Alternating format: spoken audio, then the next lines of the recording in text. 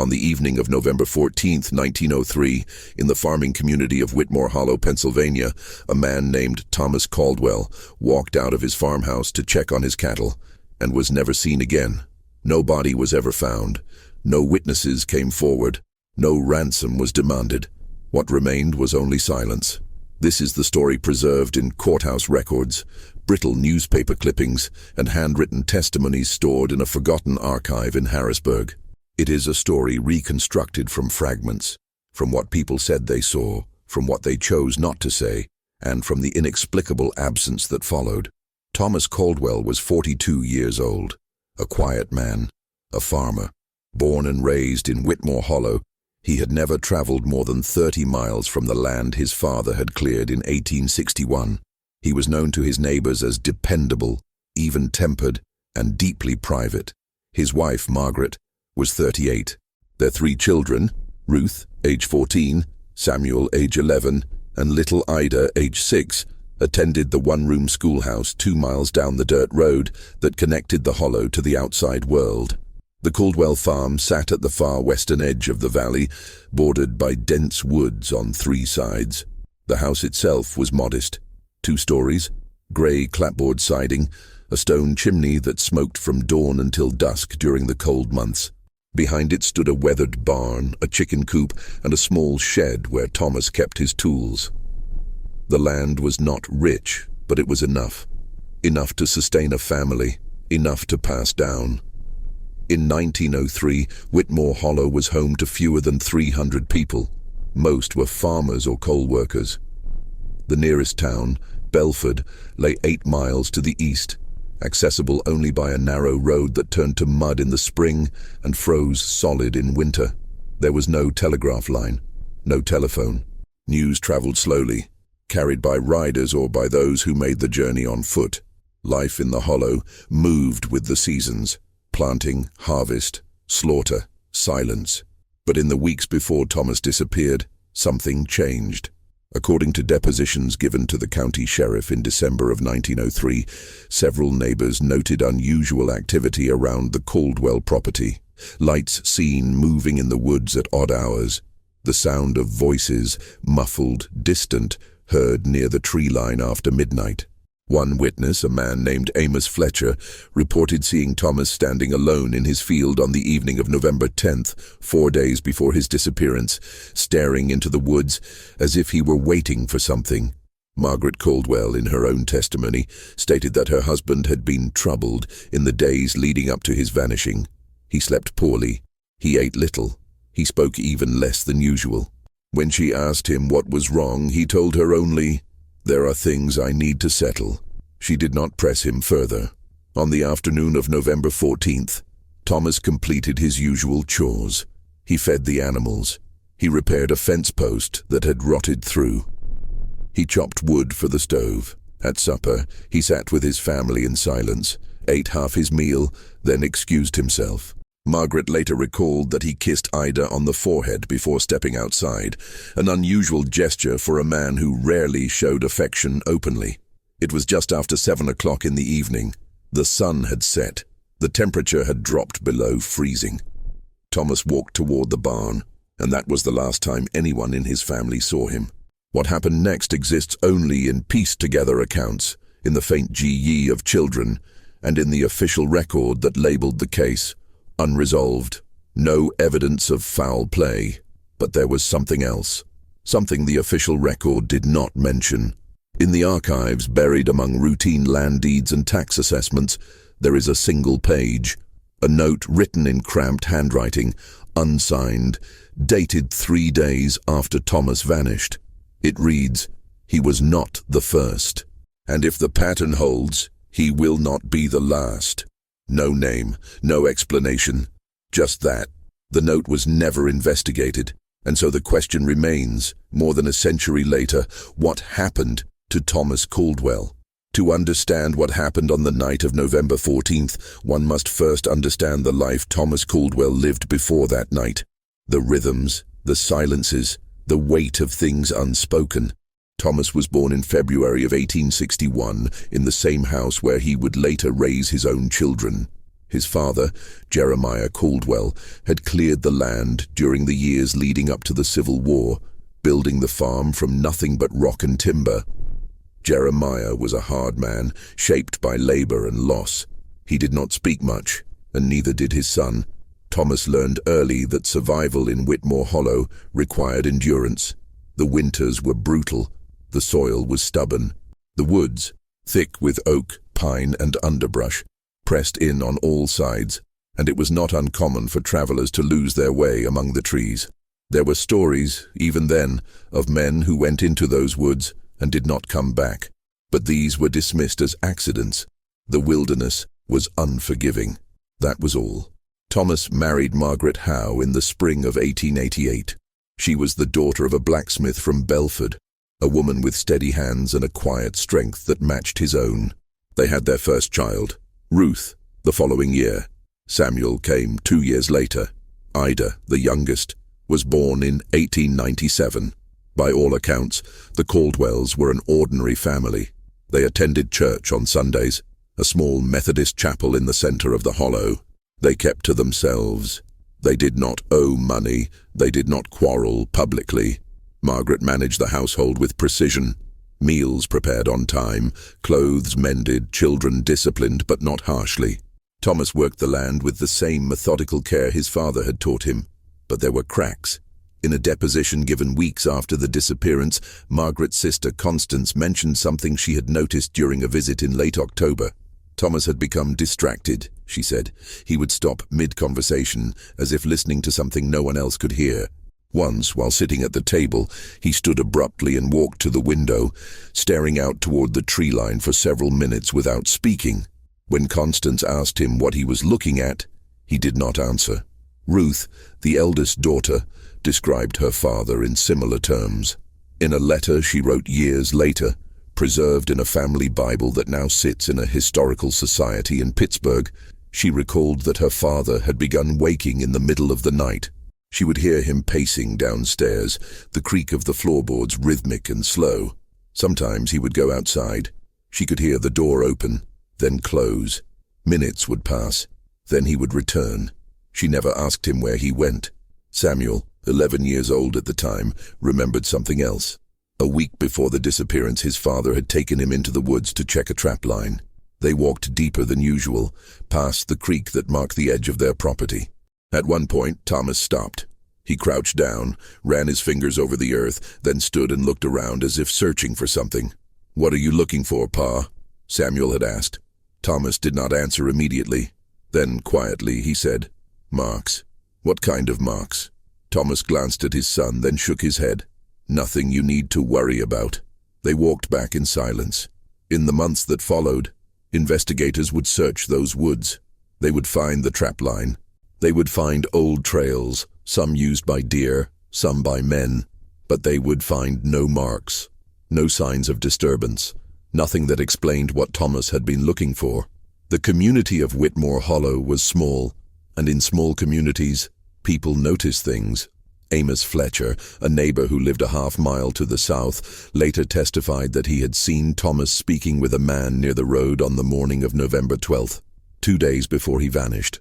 Fletcher did not recognize the man. He described him as tall, wearing a dark coat, hat pulled low. The two spoke for only a few minutes. Then the stranger walked east, toward Belford, and Thomas returned to his work. When asked if he had mentioned this to anyone at the time, Fletcher admitted he had not. "It didn't seem important," he said. "Men talk, that's all it was." But Margaret had no memory of Thomas mentioning a visitor, and no one else in the hollow recalled seeing a stranger that day. There was one other detail, small, perhaps insignificant, but it appeared in multiple accounts.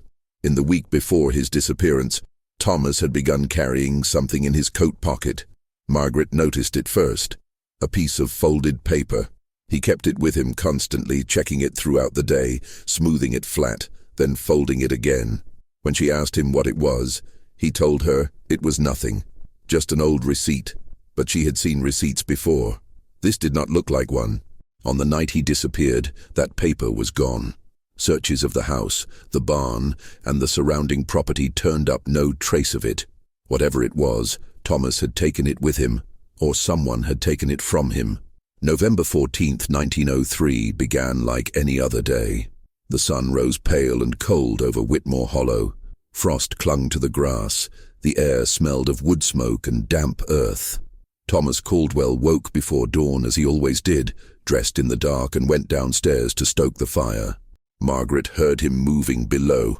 The scrape of the iron poker, the soft thud of logs being added to the stove. By the time she came down, he had already gone outside. She found him in the barn, feeding the horses. He did not look at her when she entered. His movements were slow, deliberate, as if his mind were elsewhere. "Are you feeling all right?" she asked. He nodded, said nothing. She stood there a moment longer, watching him, then returned to the house. The morning passed without incident. Thomas worked in silence. He repaired the fence along the northern pasture, replaced a broken hinge on the chicken coop door, and split wood behind the barn. Ruth brought him water at midday. He drank half, set the cup down, and went back to work. Samuel later recalled that his father seemed heavier that day, not in body, but in presence, as if he were carrying something invisible. When Samuel asked if he needed help with the wood, Thomas shook his head and told him to go inside. At 4 o'clock, the light began to fail. The sky turned the color of ash. The wind picked up, rattling the bare branches of the trees. Thomas came in for supper. The family sat together at the table: Thomas, Margaret, Ruth, Samuel, and little Ida. The meal was simple: boiled potatoes, salted pork, bread. No one spoke much. That was normal. But the silence felt different that night, thicker. Ida, 6 years old, asked her father if he would read to her before bed. He looked at her for a long moment, then reached across the table and touched her hair. It was a gentle gesture, uncharacteristic. Margaret noticed. So did Ruth. Thomas ate less than half his meal. Then he stood, pulled on his coat, and walked toward the door. "Where are you going?" Margaret asked. "To check the cattle," he said. "Won't be long." He stepped outside. The door closed behind him. That was 7 o'clock. By 8, he had not returned. Margaret stood at the window, watching the darkness beyond the glass. She could see the faint outline of the barn, the skeletal shapes of the trees. Nothing more. The wind had died. The air had gone still. There was no sound, no footsteps, no voices, no movement. She waited. At 8:30, she lit a lantern and walked out into the yard. The cold bit at her face. Her breath came in clouds. She called his name. No answer. She walked to the barn. The door was open. Inside, the cattle shifted in their stalls, calm, unbothered. The lantern light swept across the hay bales, the tools hanging on the wall, the empty space where Thomas should have been. She called again, louder this time. Still nothing. She stepped back outside and looked toward the woods. The trees stood black against the night sky, a wall of shadow. She did not go closer. Something in her, instinct perhaps or fear, told her not to. She returned to the house and told Ruth to stay with the younger children. Then she walked south, toward the Fletcher property, moving quickly through the dark. Amos Fletcher answered the door holding a rifle. When she told him Thomas had not come back, he grabbed his coat and followed her without question. They searched the property together, the barn, the shed, the fields. Fletcher called out into the darkness, his voice echoing across the hollow. No response. They walked to the edge of the woods, holding their lanterns high, peering into the blackness between the trees. "Do you want me to go in?" Fletcher asked. Margaret hesitated, then shook her head. "Not tonight, not in the dark." They returned to the house. Fletcher stayed until midnight, sitting at the kitchen table with his rifle across his lap, saying little. At some point, Margaret put the children to bed. Ida cried. Ruth did not. Samuel sat on the stairs, staring at the door, waiting for it to open. It never did. By morning, word had spread. A dozen men gathered at the Caldwell farm, armed with lanterns, ropes, and dogs. They formed search parties and moved into the woods in groups of 3 or 4, calling Thomas's name, looking for tracks, for broken branches, for any sign of passage. They found nothing. The dogs picked up no scent beyond the barn. The ground was hard with frost, impossible to read. The woods gave back only silence. For 3 days they searched. They covered every trail, every clearing, every ravine within 5 miles of the property. They dragged the creek. They combed the underbrush. They checked abandoned cabins, old mine shafts, places where a man might fall or hide or lose his way. Thomas Caldwell had simply vanished.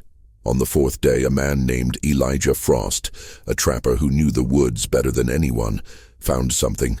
It was not much, but it was enough to make him stop.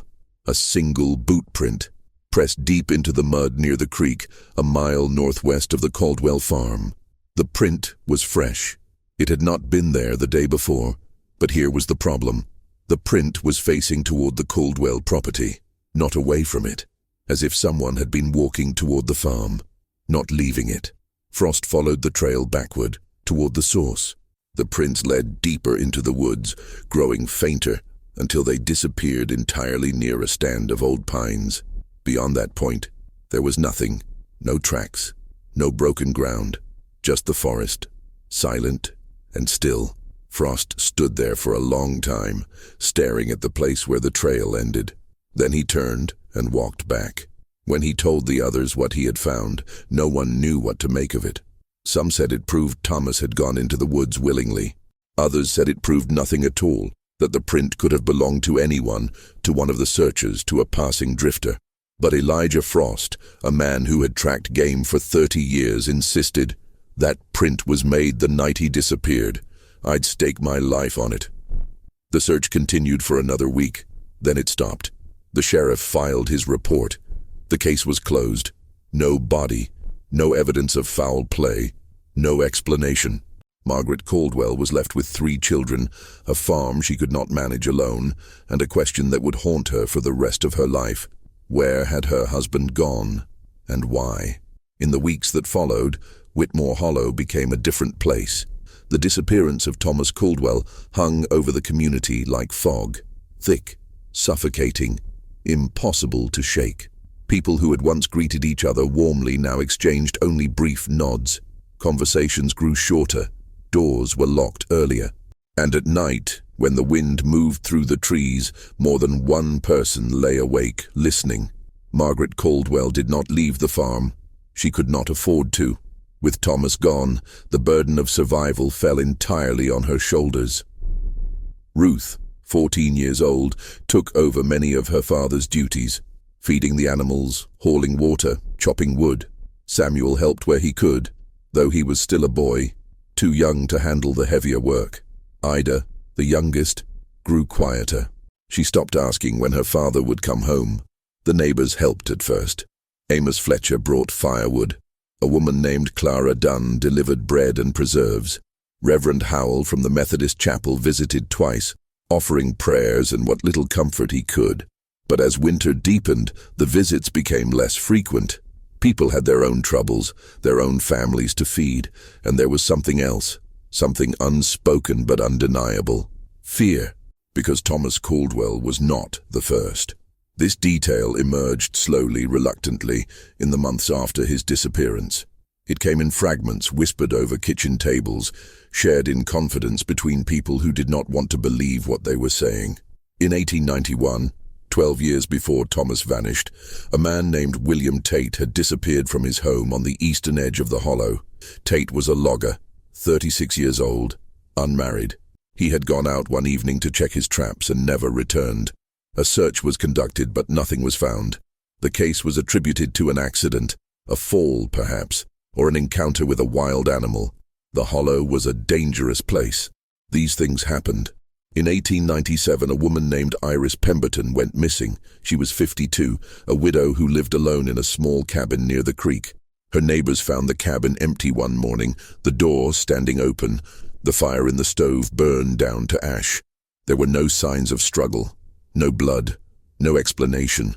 Some said she had simply left, that widows sometimes grew tired of the isolation and moved to the city. But Iris had no family, no money, and she had left behind everything she owned, including a trunk full of letters from her late husband. Then, in 1899, a boy named Peter Oakes, 17 years old, son of a coal miner, vanished on his way home from Belford. He had been seen leaving town just after dusk. The road between Belford and the Hollow was only 8 miles, a walk he had made dozens of times. He never arrived. His father organized a search. They found his cap near the tree line, half a mile from home. Nothing else. 3 disappearances in 12 years. 4, if you counted Thomas. The connection was not obvious at first. The victims had little in common. Different ages, different circumstances, different lives. But there was one thread, thin as spider silk, that tied them together.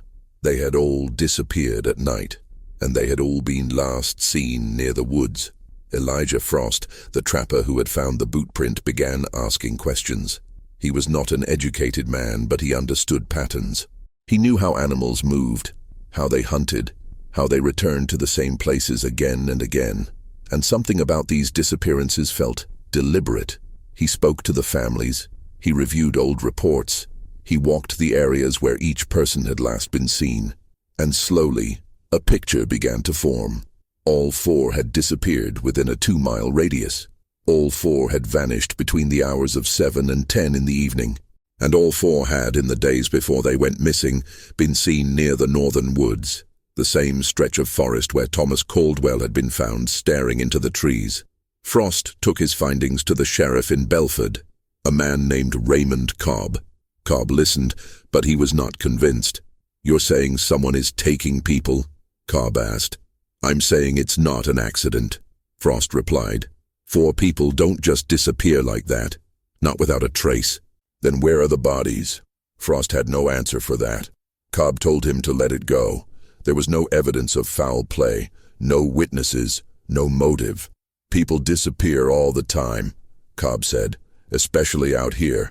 It's the wilderness. It takes what it wants." But Frost did not let it go. He returned to the woods alone. He walked the trails at night, the same hours when the others had vanished. He listened. He watched. And on the 3rd night he found something. A clearing. Small, hidden, surrounded by dense pines. The ground was trampled, packed hard by repeated use. In the center of the clearing was a circle of stones, arranged with deliberate care. Inside the circle, the earth was scorched black. Frost crouched down, ran his fingers through the ash. It was old, weeks old, maybe longer, but it had been used recently. He could tell by the pattern of the burn, the way the heat had penetrated the soil. He looked around the clearing. No footprints, no discarded tools, no signs of who had been here or why. But at the edge of the clearing, hanging from a low branch, was a piece of fabric, dark wool, torn. Frost took it down and held it to the light of his lantern. It was a piece of a coat, the same kind Thomas Caldwell had been wearing the night he disappeared. Frost brought the fabric to Margaret. She identified it immediately. It had come from Thomas's coat, the one he had been mending the week before he vanished, the one with the torn pocket. Margaret stared at the fabric for a long time. Then she looked up at Frost and asked the question no one had dared to ask aloud. "Who took him?" Frost did not answer, because he did not know. But he knew this. Whatever had happened to Thomas Caldwell, whatever had happened to William Tate, Iris Pemberton and Peter Oakes, it had not been random. It had not been the wilderness. It had been something else, something deliberate, something patient, something that waited in the woods and took what it wanted when the time was right. And if the pattern held, it would happen again. The case of Thomas Caldwell was never solved. In the spring of 1904, Margaret sold the farm. She could not stay. The land had become unbearable, not because of the work, but because of the silence. The way the trees stood watching, the way the wind carried sounds that might have been voices or might have been nothing at all. She moved with her children to Belford, then later to Pittsburgh, where Ruth found work in a textile mill and Samuel apprenticed with a carpenter. Ida grew up without memory of her father, only the stories her mother told, stories that grew vaguer with each telling, until Thomas became more absence than man. Margaret never remarried. She lived to the age of 73 and died in 1938, in a small apartment above a butcher shop, holding a photograph of her husband taken on their wedding day. In her final months, she spoke often of Whitmore Hollow, of the farm, of the night Thomas walked out the door and did not return. Her daughter Ruth, by then a woman in her 50s, later wrote that her mother had never stopped listening for his footsteps. The Caldwell farm was purchased by a family from Ohio. They lasted 2 years before they too left. The house fell into disrepair. The barn collapsed in a storm in 1911. By 1920, the property had been abandoned entirely, reclaimed by the woods that had always pressed so close. Elijah Frost continued his private investigation for another year. He returned to the clearing in the woods multiple times, searching for evidence, for patterns, for anything that might explain what he had found. But the clearing yielded nothing more. The stones remained. The scorched earth remained. And the forest, as always, kept its secrets. In the summer of 1905, Frost spoke to a journalist from the Belford Gazette, a man named Albert Grimes, who had become interested in the disappearances. Frost shared everything he knew: the boot print, the clearing, the torn fabric, the pattern of vanishings. Grimes took notes, promised to write an article, then never published it. When Frost confronted him weeks later, Grimes admitted that his editor had killed the story. "People don't want to read about things like that," Grimes said. "It makes them afraid, and fear is bad for business." Frost never spoke of it again. He died in 1919 of influenza, alone in his cabin. His notes, maps, observations, theories were never found. Some say they were burned. Others believe they were simply lost. But the disappearances did not stop. In 1908, a man named Carl Brennan vanished from the neighboring township of Ridgewood under circumstances nearly identical to Thomas Caldwell's. In 1913, a young woman named Violet Marsh disappeared while walking home from church in the hamlet of Stony Creek, 15 miles north of Whitmore Hollow. In 1921, 2 brothers, Daniel and Joseph Rourke, went missing after setting out to hunt deer in the northern woods. Their rifles were found leaning against a tree. Their bodies were not. By 1930, the area had earned a quiet reputation. It was not spoken of loudly, not written about in papers, but locals knew. Travelers were warned. Families who lived near the woods moved away, or stayed inside after dark, or taught their children never to wander alone. And then, as suddenly as it had begun, it stopped. No disappearances were reported after 1932. No more searches. No more whispers. The woods grew silent again, as if whatever had been there had finally moved on, or had simply finished. In 1967, a historian named Dr. Francis Kellerman conducted a study of unexplained disappearances in rural Pennsylvania between 1880 and 1940. Her research, published in a small academic journal, identified 43 cases that fit a specific pattern. Individuals who vanished without explanation, last seen near wooded areas in the hours between dusk and midnight, with no bodies ever recovered. Of those 43, 12 occurred within a 30-mile radius of Whitmore Hollow. Kellerman's work was largely ignored. It was too speculative, her critics said, too willing to see connections where none existed. She died in 1983, her research archived in a university library in Philadelphia, rarely accessed, slowly forgotten. But the records remain. The depositions, the newspaper clippings, the letters, the notes written in cramped handwriting by people who lived through something they could not explain and did not want to remember. And buried among those records, in a folder marked simply Misk, Whitmore Hollow, 1903, is a single photograph. It is a family portrait, taken in the summer of 1902, a year before Thomas Caldwell disappeared. Thomas stands behind his wife, one hand resting on her shoulder. Margaret sits in a chair, holding Ida in her lap.